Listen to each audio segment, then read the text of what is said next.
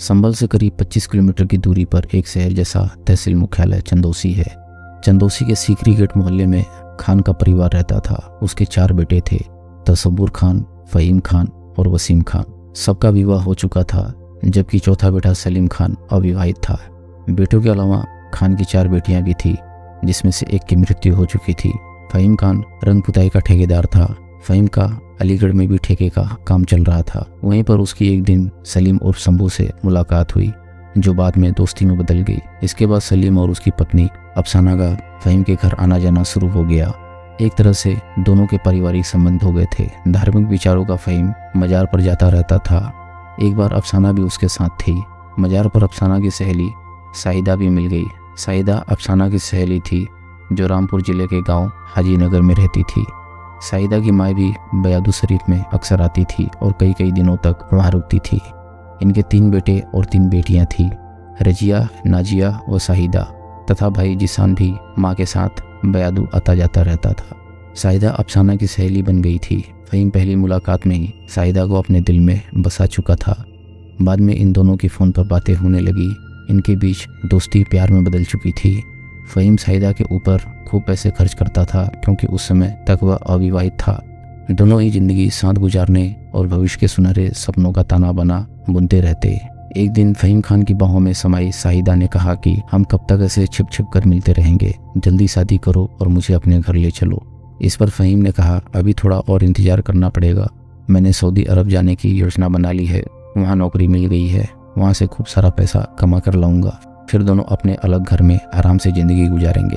उसी दौरान फ़हीम सऊदी अरब चला गया। वह कई साल बाद वहाँ से लौटा तो काफ़ी उपहार अपनी प्रेमिका साहिदा को भी ला कर दिए। एक दिन प्रेमी प्रेमिका दोनों अपने भविष्य का ताना बाना बुन रहे थे, तभी साहिदा की मोबाइल की घंटी बजी। फ़ोन फ़हीम खान ने रिसीव किया। कॉल करने वाले की बात फ़हीम के कानों में जैसे जहर घोल गई। वह बोला, कैसी हो मेरी जान, मैंने कल भी कॉल की थी लेकिन रिसीव नहीं की, कोई परेशानी हो तो बताओ, गुलाम तुरंत हाजिर होगा। फ़हीम कुछ देर तक चुपचाप उसकी बातें सुनता रहा। फिर फ़ोन करने वाले को उसने गाली दी तो उसने कॉल डिस्कनेक्ट कर दी। इसके बाद तो फ़हीम को गुस्सा आ गया। वो सोचने लगा कि कौन है जो उसकी प्रेमिका से इस तरह बात कर रहा था। कहीं ऐसा तो नहीं कि साहिदा का ही प्रेमी हो। फ़हीम ने इस बारे में साहिदा से पूछताछ की तो उल्टे साहिदा फ़हीम से लड़ने के लिए तैयार हो गई। दोनों ओर से बात बढ़ गई। तभी साहिदा अपना आपा खो बैठी और फ़हीम खान पर हाथ उठा दिया, जिसे नाराज होकर फ़हीम ने भी साहिदा की जमकर पिटाई कर डाली। अब फ़हीम ने तय कर लिया कि वह पता लगा कर रहेगा कि साहिदा का किसी के साथ चक्कर चल रहा है या नहीं। कुछ दिनों में फ़हीम ने जानकारी निकाल ली, साहिदा का किसी से चक्कर चल रहा है। प्रेमिका साहिदा किसी और युवक से प्रेम करने लगी। साहिदा की इस बेवफाई से फ़हीम खान को गहरा आघात लगा। इसी बात से दोनों के बीच ऐसी दरार पड़ी कि संबंध विच्छेद हो गए। फ़हीम खान खोया खोया सा रहने लगा। उसके दिल टूटने का एहसास परिजनों को हुआ तो उन्होंने फ़हीम खान का विवाह बरेली शहर में कर दिया। उधर साहिदा के दूसरे प्रेमी ने कई साल रिलेशनशिप रखी। दोनों छिप छिप कर मिलते रहे, लेकिन अंत साहिदा के अनुमान के विपरीत निकला। दूसरे प्रेमी ने उससे शादी से साफ इनकार कर दिया, जिससे साहिदा के दिल के अरमान आंसुओं में बहने लगे। रो रो कर साहिदा का जीवन गुजरने लगा। परिजनों से भी उसका हाल देखा नहीं जाता था। साहिदा ने कई बार आत्महत्या करने की कोशिश की, लेकिन परिजनों की कड़ी निगरानी के कारण सफल न हो सकी।